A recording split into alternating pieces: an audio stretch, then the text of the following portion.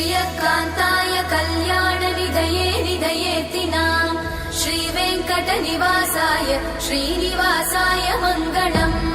लक्ष्मी सविभ्रमालोक सुभ्रूविभ्रमचक्षुषे चक्षुषे सर्वलोकानां वेङ्कटेशाय मङ्गलम् श्रीवेङ्कटाद्रिशृङ्गाग्रमङ्गलाभरणाङ्गये मङ्गलानां निवासाय श्रीनिवासाय मङ्गलम् सर्वावयव सौन्दर्य सम्पदा सर्वचेतसां